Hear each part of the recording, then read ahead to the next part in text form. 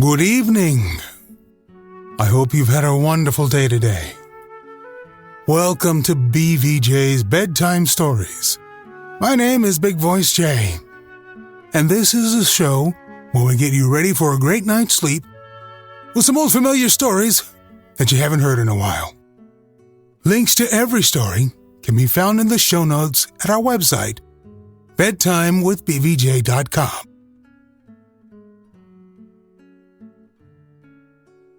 Tonight we continue Alice's Adventures in Wonderland by Lewis Caroll. She had not gone much farther before she came in sight of the house of the March Hare. She thought it must be the right house, because the chimneys were shaped like ears and the roof was thatched with fur. It was so large a house that she did not like to go nearer till she had nibbled some more of the left-hand bit of mushroom and raised herself to about 2 feet high. Even then she walked up toward it rather timidly, saying to herself, "Suppose it should be raving mad after all. I almost wish I'd gone to see the Hatter instead." Chapter 7. A Mad Tea Party. There was a table set out under a tree in front of the house, and the March Hare and the Hatter were having tea at it. A dormouse was sitting between them, fast asleep, and the other two were using it as a cushion, resting their elbows on it and talking over its head. "Very uncomfortable for the dormouse," said Alice. "Only as it's asleep, I suppose it doesn't mind." The table was a large one, but the three were all crowded together at one corner of it. "No room, no room!" they cried out when they saw Alice coming. "There's plenty of room," said Alice indignantly, and she sat down in a large armchair at one end of the table. "Have some wine," the March Hare said in an encouraging tone. Alice looked all round the table, but there was nothing on it but tea. "I don't see any wine," she remarked. "There isn't any," said the March Hare. "Then it wasn't very civil of you to offer it," said Alice angrily. "It wasn't very civil of you to sit down without being invited," said the March Hare.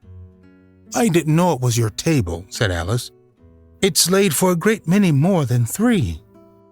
"Your hair wants cutting," said the Hatter. He had been looking at Alice for some time with great curiosity, and this was his first speech. "You should learn not to make personal remarks," Alice said with some severity. "It's very rude." The Hatter opened his eyes very wide on hearing this, but all he said was, "Why is a raven like a writing desk? Come, we shall have some fun now," thought Alice. "I'm glad they've begun asking riddles. I believe I can guess that," she added aloud. "Do you mean that you think you can find out the answer to it?" said the March Hare. "Exactly so," said Alice. "Then you should say what you mean," the March Hare went on. "I do," Alice hastily replied. At least I mean what I say. That's the same thing, you know." "Not the same thing a bit," said the Hatter. "You might just as well say that I see what I eat is the same thing as I eat what I see." "You might just as well say," added the March Hare, "that I like what I get is the same thing as I get what I like." "You might just as well say," added the Dormouse, who seemed to be talking in his sleep, "that I breathe when I sleep is the same thing as I sleep when I breathe." "It is the same thing with you," said the Hatter, and here the conversation dropped, and the party sat silent for a minute, while Alice thought over all she could remember about ravens and writing desks, which wasn't much. The Hatter was the first to break the silence. "What day of the month is it?" he said, turning to Alice. He had taken his watch out of his pocket and was looking at it uneasily, shaking it every now and then and holding it to his ear. Alice considered a little and then said, "The 4th." "2 days wrong," sighed the Hatter. "I told you butter wouldn't suit the works," he added, looking angrily at the March Hare. "It was the best butter," the March Hare meekly replied. "Yes, but some crumbs must have gotten in as well," the Hatter grumbled. "You shouldn't have put it in with the bread knife." The March Hare took the watch and looked at it gloomily. Then he dipped it into his cup of tea and looked at it again. But he could think of nothing better to say than his first remark. "It was the best butter, you." Alice had been looking over his shoulder with some curiosity. "What a funny watch," she remarked. "It tells the day of the month and doesn't tell what o'clock it is." "Why should it?" muttered the Hatter. "Does your watch tell you what year it is?" "Of course not," Alice replied very readily.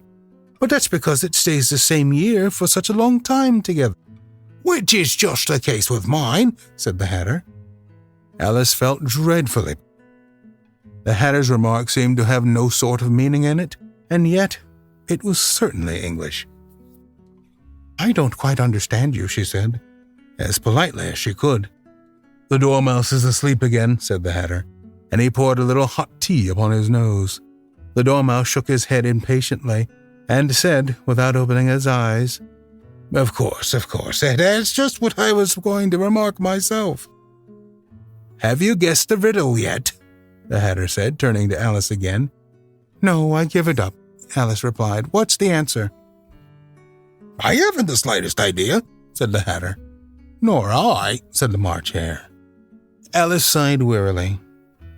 "I think you might do something better with the time," she said, "than waste it in asking riddles that have no answers." "If you knew time as well as I do," said the Hatter, "you wouldn't talk about wasting it. It's him." "I don't know what you mean," said Alice. "Of course you don't," the Hatter said, tossing his head contemptuously. "I dare say you never even spoke to time." "Perhaps not," Alice cautiously replied. "But I know how to beat time when I learn music." "Ah, that accounts for it," said the Hatter. "He won't stand beating. Now, if you only kept on good terms with him, he'd do almost anything you liked with the clock. For instance, suppose it was 9 o'clock in the morning, just time to begin lessons. You'd only have to whisper a hint to time, and round goes the clock in a twinkling. 1:30, time for dinner." "I only wish it was," the March Hare said to himself in a whisper.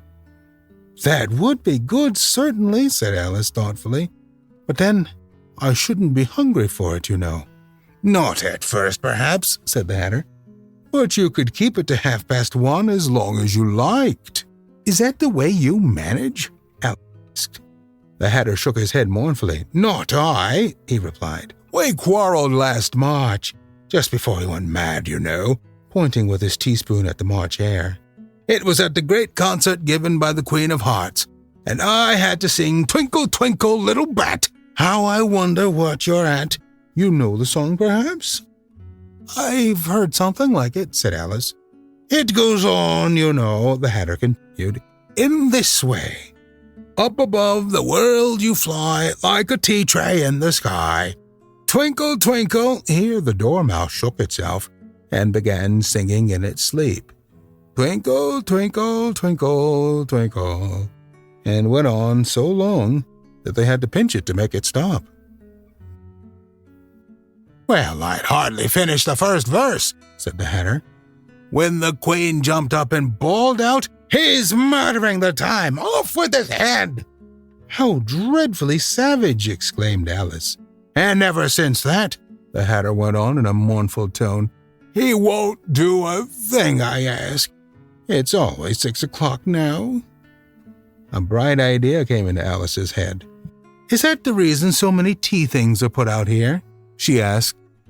"Yes, that's it," said the Hatter with a sigh. "It's always tea time. And we've no time to wash the things between whiles." "Then you keep moving round, I suppose," said Alice. "Exactly so," said the Hatter, "as the things get used up." "But what happens when you come to the beginning again?" Alice ventured to ask. "Suppose we change the subject," the March Hare interrupted, yawning. "I'm getting tired of—" "I vote the young lady tells us a story." "I'm afraid I don't know one," said Alice, rather alarmed at the proposal. "Then the Dormouse shall," they both cried. "Wake up, Dormouse!" And they pinched it on both sides at once. The Dormouse slowly opened his eyes. I wasn't asleep," he said in a hoarse, feeble tone. "I heard every word you fellows were saying." "Tell us a story," said the March. "Yes, please do, please." "And be quick about it," said the Hatter, or you'll be asleep again before it's done." "Once upon a time there were 3 little sisters," the Dormouse began in a great hurry, "and their names were Elsie, Lacey, and Tilly. And they lived at the bottom of a well." "What did they live on?" asked Alice, who always took a great interest in questions of eating and drinking. "They lived on treacle," said the Dormouse, after thinking a minute or two. You know," Alice gently remarked, "they'd have been ill." "So they were," said the Dormouse. "Very ill." Alice tried to fancy to herself what such an extraordinary way of living would be like. But it puzzled her too much, so she went on. "But why did they live at the bottom of a well?" "Take some more tea," the March Hare said to Alice very earnestly. "I've had nothing yet," Alice replied in an offended tone. "So I can't take more." "You mean you can't take less," said the Hatter. "It's very easy to take more than nothing."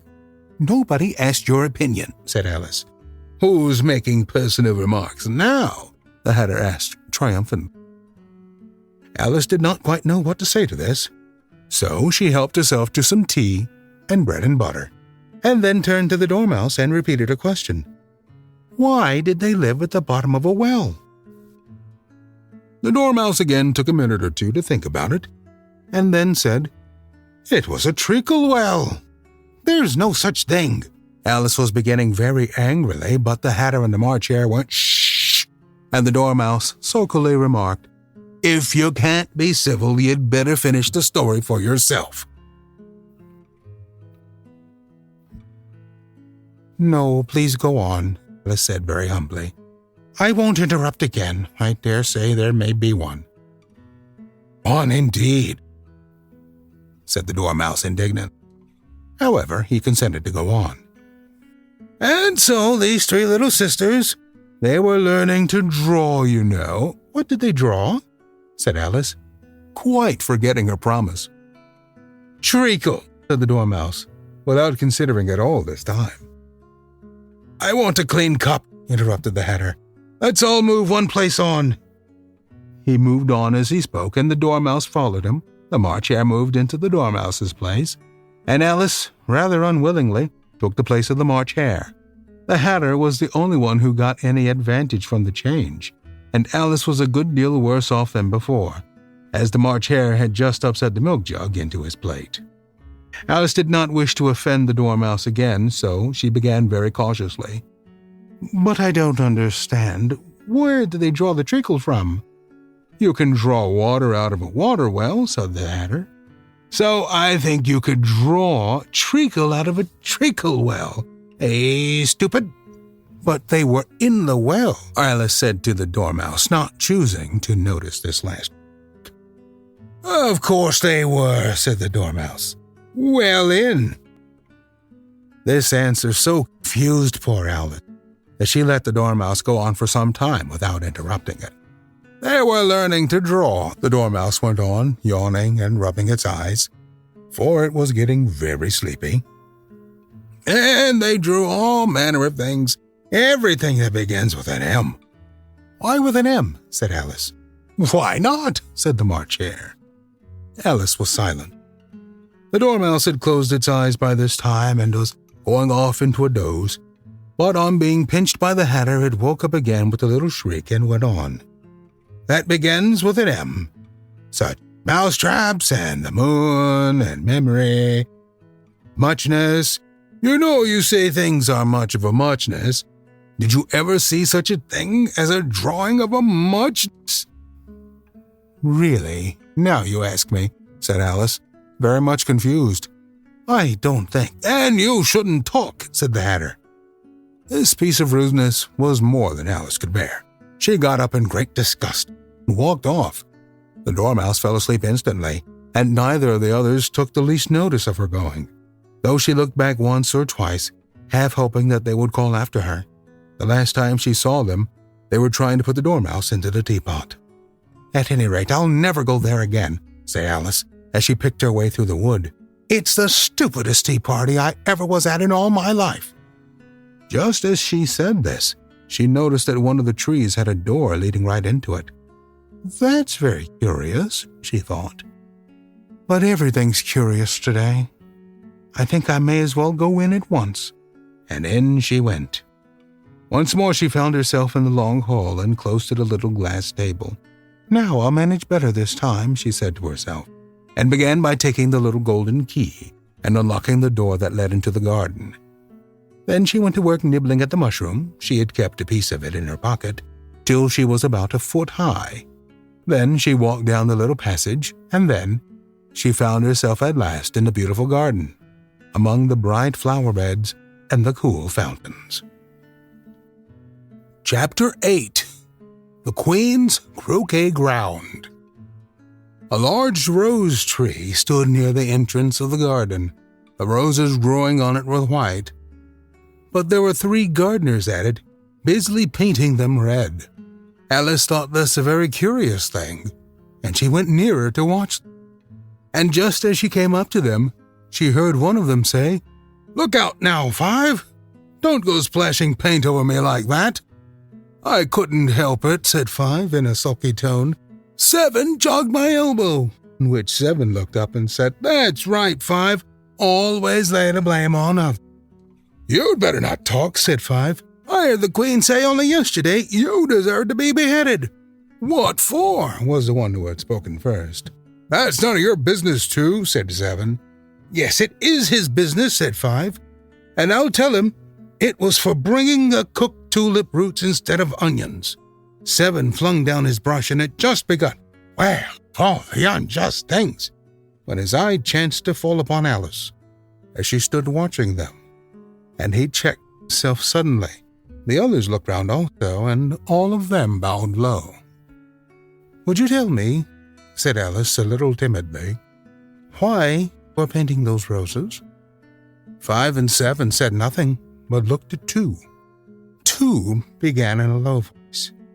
"Why, the fact is, you see, miss, this here ought to have been a red rose tree, and we put it white in by mistake, and if the Queen was to find it out, we should all have our heads cut off, you know. So you see, we're doing our best afore she comes to."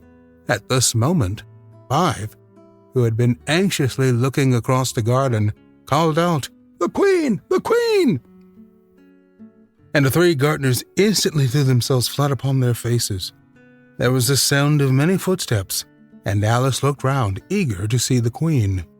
First came 10 soldiers carrying clubs. These were all shaped like the 3 gardeners, oblong and flat, with their hands and feet at the corners. Next, the 10 courtiers. These were ornamented all over with diamonds, and walked 2 and 2 as the soldiers did. Then, after these came the royal children. There were 10 of them, and the little dears came jumping merrily along hand in hand in couples. They were all ornamented with hearts. Next came the guests, mostly kings and queens, and among them Alice recognized the White Rabbit. It was talking in a hurried, nervous manner, smiling at everything that was said, and went by without noticing her. Then followed the Knave of Hearts, carrying the king's crown on a crimson velvet cushion. And, last of all, this grand procession, came the King and Queen of Hearts. Alice was rather doubtful that she ought not to lie down on her face like the 3 gardeners, but she could not remember ever having heard of such a rule at processions. And besides, what would be the use of a procession, thought she, if people had all to lie down upon their faces so that they couldn't see it? So she stood still where she was and waited. When the procession came opposite to Alice, they all stopped and looked at her, and the Queen said severely, "Who is this?" She said it to the Knave of Hearts, who only bowed and smiled in reply. "Idiot," said the Queen, tossing her head impatiently, and turning to Alice, she went on. "What's your name, child?" "My name is Alice, please your Majesty," said Alice very politely, but she added, to herself, "Why, they're only a pack of cards, after all. I needn't be afraid of them." "And who are these?" said the Queen, pointing to the 3 gardeners who were lying round the rose tree. For you see, as they were lying on their faces, and the pattern on their backs was the same as the rest of the pack, she could not tell whether they were gardeners, or soldiers, or courtiers, or 3 of her own children. "How should I know?" said Alice, surprised at her own courage. "It's no business of mine." The queen turned crimson with fury, and after glaring at her for a moment like a wild beast, screamed, "Off with her head! Off!" "Nonsense," said Alice, very loudly and decidedly, and the queen was silent. The king laid his hand upon her arm and timidly said, "Consider, my dear, she is only a child." The queen turned angrily away from him and said to the knave, "Turn them over." The knave did so very carefully with one foot. "Get up," said the queen in a shrill, loud voice, and the 3 gardeners instantly jumped up and began bowing to the king, the queen, the royal children, and everybody else. "Leave off that," screamed the queen. "You make me giddy." And then, turning to the rose tree, she went on, "What have you been doing here?" "May it please your majesty," said Tu, in a very humble tone, going down on one knee as he spoke. "We were trying—" "I see," said the queen, who had meanwhile been examining the roses. "Off with their heads!" And the procession moved on, 3 of the soldiers remaining behind to execute the unfortunate gardeners, who ran to Alice for protection. "You shan't be beheaded," said Alice, and she put them into a large flower pot that stood near. The 3 soldiers wandered about for a minute or 2, looking for them, and then quietly marched off after the others. "Are their heads off?" shouted the queen. "Their heads are gone, if it please your majesty," the soldiers shouted in reply. "That's right," shouted the queen. "Can you play croquet?" The soldiers were silent and looked at Alice. The question was evidently meant for her. "Yes," shouted Alice. "Come on, then," roared the queen, and Alice joined the procession, wondering very much what would happen next. It's a very fine day," said a timid voice at her side. She was walking by the white rabbit, who was peeping anxiously into her face. "Very," said Alice. "Where's the Duchess?" "Hush, hush," said the rabbit in a low, hurried tone. He looked anxiously over his shoulder as he spoke, and then raised himself upon tiptoe, put his mouth close to her ear, and whispered, "She's under sentence of execution." "What for?" said Alice. "Did you say what a pity?" the rabbit asked. "No, I didn't," said Alice. "I don't think it's at all a pity. I said, what for?" "She books the queen's ears," the rabbit began. Alice began a little scream of laughter. "Oh, hush," the rabbit whispered in a frightened tone. "The queen will hear you. You see, she came rather late, and the queen said, 'Get to your places,'" shouted the queen in a voice of thunder, and people began running about in all directions, tumbling up against each other. However, they got settled down in a minute or 2, and the game began. Alice thought she had never seen such a curious croquet ground in her life. It was all ridges and furrows. The balls were live hedgehogs, the mallets live flamingos, and the soldiers had to double themselves up and to stand on their hands and feet to make the arches. The chief difficulty Alice had at first was in managing her flamingo. She succeeded in getting its body tucked away, comfortably enough under her arm, with its legs hanging down. But generally, just as she had got its neck nicely straightened out, and was going to give the hedgehog a blow with its head, it would twist itself round and look up in her face, with such a puzzled expression that she could not help bursting out laughing. And when she had got its head down and was going to begin again, it was very provoking to find that the hedgehog had unrolled itself and was in the act of crawling away. Besides all this, there was generally a ridge or furrow in the way wherever she wanted to send the hedgehog to. And as the doubled-up soldiers were always getting up and walking off to other parts of the ground, Alice came to the conclusion that it was a very difficult game indeed. The players all arrived at once without waiting for turns, quarreling all the while and fighting for the hedgehogs, and in a very short time the queen was in a furious passion, and went stomping about and shouting, "Off with his head!"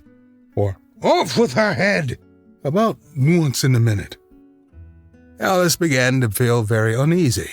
To be sure, she had not as yet had any dispute with the Queen, but she knew that it might happen any minute. And then, thought she, what would become of me? They're dreadfully fond of beheading people here. The great wonder is that there's anyone left alive. She was looking about for some way of escape and wondering whether she could get away without being seen, when she noticed a curious appearance in the air. It puzzled her very much at first, but after watching it a minute or two, she made it out to be a grin, and she said to herself, "It's the Cheshire Cat. Now I shall have somebody to talk to." "How are you getting on?" said the cat as soon as there was mouth enough for it to speak with. Alice waited till the eyes appeared, and then nodded. It's no use speaking to it, she thought, till its ears have come, or at least one of them.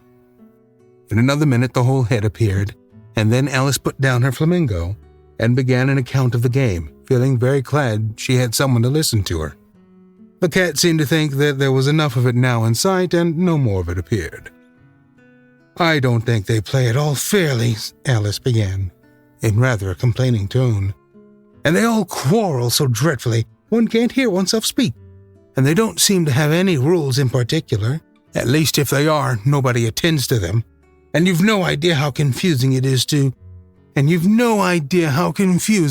all the things being alive.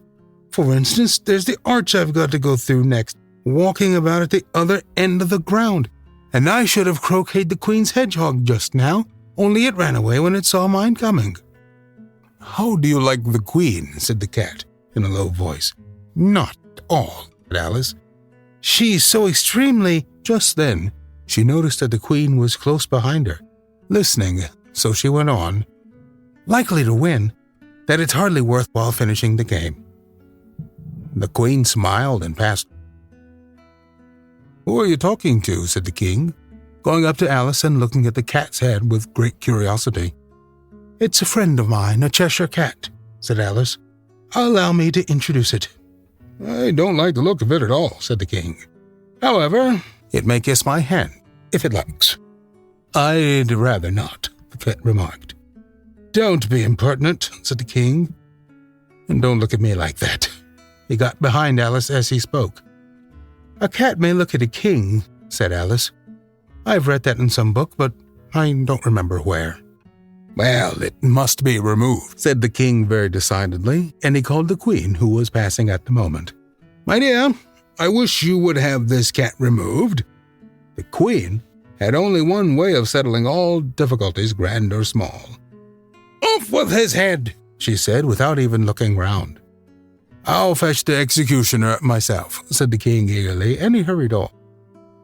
Alice thought she might as well go back and see how the game was going on, as she heard the Queen's voice in the distance, screaming with passion.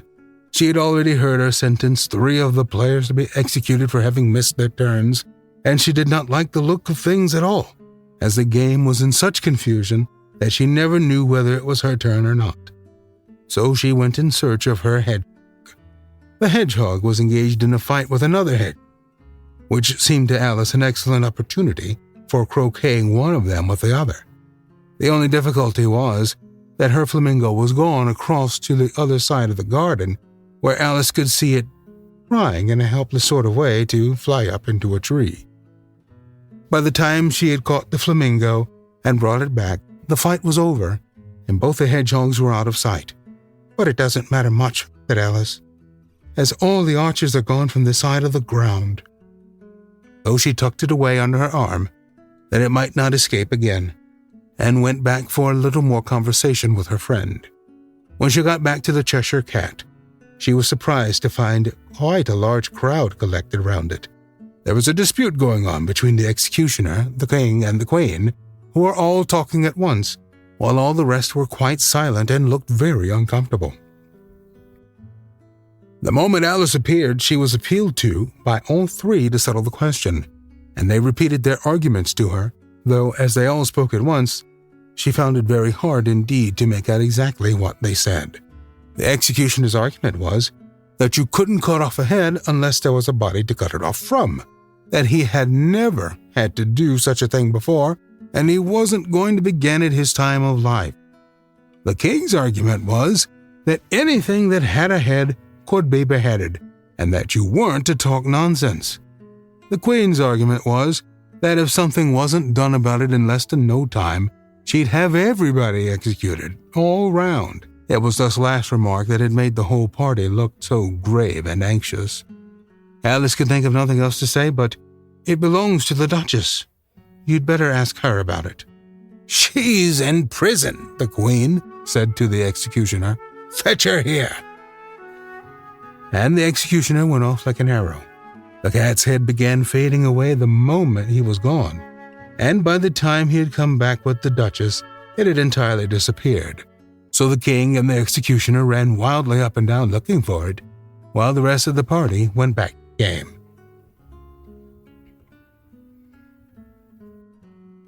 We'll continue our story on our next episode. Thank you so much for listening. Good night. Diamond Club hopes you have enjoyed this program.